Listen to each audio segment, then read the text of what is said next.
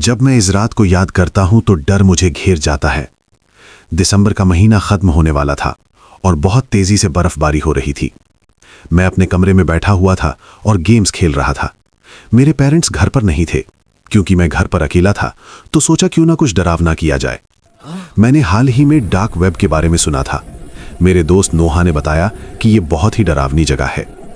उसने एक निर्भक्षी मंच के बारे में बताया था कि जहां पर इंसानी मांस खाना पसंद करने वाले लोग अपनी कल्पनाओं के बारे में बात करते हैं। मैंने टॉर ब्राउज़र लॉगिन किया जिसकी मदद से डीप वेब देखना आसान हो गया। वहां पर कुछ हिटमैन हायरिंग पेजेस दिखे, कुछ डरावने टॉर्चर वीडियोस भी और कुछ ऐसे साइट्स भी जहां पर कंटेंट डरा देने वाला और घटिया था। मैं डरावनी मूवी देखना शुरू करनी ही वाला था क्योंकि मुझे कुछ भी पसंद नहीं आ रहा था कि तभी अचानक मेरे सामने एक लिंक आया जिसमें लिखा था कि ये कमजोर दिल वालों के लिए नहीं है, अगर हिम्मत है तो इसे खोलो लाइव। बिना सोचे मैंने उस पर क्लिक कर दिया और मुझे आज भी मेरे उस हरकत पर अफसोस होता है। मेरे कंप्यूटर की स्क्रीन काली हो गई और मुझे राइट साइड पर लाइव लिखा हुआ दिखाई देने लगा। कुछ देर तक स्क्रीन पर कुछ नहीं आया और फिर एक सफेद रंग की स्पॉटलाइट ऑन हो गई। मेरे सामने एक औरत किचन के बीचों बीच खड़ी थी। उसके बाल उसके चेहरे को पूरी तरह से ढक रहे थे। उसने सफेद रंग के पेशेंट वाले कपड़े पहने हुए थे जो गंदे थे और उस पर मिट्टी के धब्बे थे। किचन हद से ज्यादा गंदी थी। सिंक में गंदे बर्तनों का ढेर था। जगह जगह मकड़ी के जाल थे। दीवारों पर हर जगह कॉकरोचेस घूम रहे थे। पर जिस चीज ने मेरा ध्यान आकर्षित किया वो था पुराना स्ट्रोलर जिसे उसने पकड़ा हुआ था। वो बिल्कुल ऐसा था जैसे कि किसी हॉरर फिल्म में चुड़ैल के हाथ में होता है, गंदा और खून भरा। अचानक एक बच्चे की रोने की आवाज आई। मुझे एहसास हुआ कि वो आवाज स्ट्रोलर से आ रही थी। मैं उस बच्चे को देख नहीं पा रहा था पर उसकी आवाज बहुत तेज थी। आखिर ये हो क्या रहा है, मैंने खुद से फुसफुसाते हुए कहा। तभी कमरे में रोंगटे खड़े कर देने वाली आवाज में लोरी चलने लगी। मैं ये नहीं समझ पा रहा था कि वो किसी म्यूजिक बॉक्स से आ रही है या किसी और साउंड डिवाइस से। वो औरत म्यूजिक की धुन के साथ स्ट्रोलर को हिलाने लगी। ये सब देखकर बहुत डर लग रहा था। उसके लंबे काले बालों के वजह से उसका चेहरा देखना मुश्किल था, लेकिन फिर भी मुझे ऐसा जरूर लग रहा था कि वो मुझे देख रही है। फिर वो बच्चे से बात करने लगी। चुप हो जाओ प्यारी बच्ची, मत रो। मैं ये सब देखकर हैरान था। वो जितना उससे बात कर रही थी वो बच्ची उतना तेज रो रही थी। फिर वो पागलों की तरह बोलने लगी, नहीं नहीं नहीं नहीं, रोना बंद कर दो। अगर तुमने ऐसा नहीं किया तो मुझे तुम्हें सजा देनी होगी। मैं बोला, क्या बकवास कर रही है? वो स्ट्रोलर को और जोर से पकड़ी और उसे और भी जोर जोर से हिलाने लगी, लेकिन बच्ची ने अभी भी रोना बंद नहीं किया। तो तुम चुप नहीं होगी ना? लगता है तुमने अपना मान बना लिया है, वो फिर से बोलने लगी। उसने स्ट्रोलर को हिलाना बंद कर दिया और उसे छोड़ दिया। फिर उसने अपनी राइट साइड मुड़ी और जमीन से कुछ उठाया। जैसे ही वो चीज रोशनी की तरफ आई, मैंने देखा कि उसके हाथ में क्या था।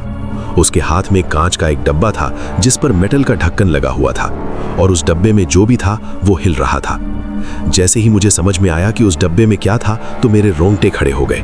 उस डब्बे में बहुत सारी बड़ी बड़ी लाल चींटियां थीं।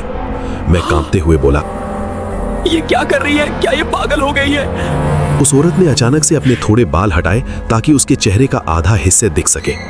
कैमरा उसके चेहरे पर फोकस होने लगे और मेरे रोंगटे खड़े हो गए। उसकी हरे रंग की बड़ी बड़ी आंखें थीं जो बाहर को निकल रही थीं और उसके चेहरे पर बहुत बुरा इन्फेक्शन हुआ रखा था। उसके गाल खरोंच और नास से भरे हुए थे। वो मुस्कुराई और उसने अपने होठों पर उंगली रखी और बोली, नन्ही परी को सुलाने का वक्त आ गया है, और हंसने लगी।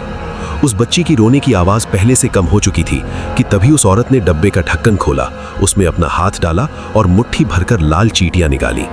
वो चींटियां शायद उसे भी काट रही थीं, लेकिन उसके मुंह से चूं तक नहीं निकली, एक सेकंड के लिए भी नहीं।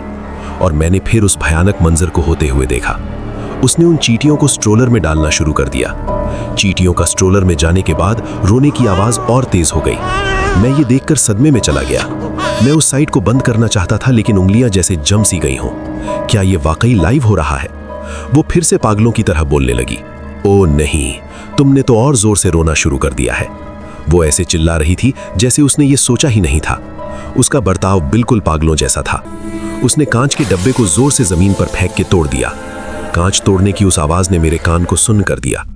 वो एक बार फिर से अपनी राइट साइड मुड़ी और उसने अंधेरे कोने से कुछ उठाया और उसके हाथ में एक ब्लो टॉर्च थी। मैं बोला, हे भगवान, ये मैं क्या देख रहा हूं? क्या ये स्ट्रोलर में आग लगाने वाली है? इससे पहले कि मैं इस पर विचार कर पाता, उसने स्ट्रोलर में आग लगा दी। धुएं के बादल और आग की लपटों ने स्ट्रोलर को पलक झपकते ही राख में बदल दिया। रोने की आवाज और तेज हो गई और धीरे धीरे खत्म हो गई। वो औरत पागलों की तरह हंसी और बोली, सो जाओ नन्ही परी, सो जाओ, शांति से सो जाओ। मैं उसे और नहीं देख पा रहा था। मैंने उस साइट को बंद कर दिया। फिर मेरे कंप्यूटर में कुछ खराबी लगने लगी और एक नई स्क्रीन खुल गई।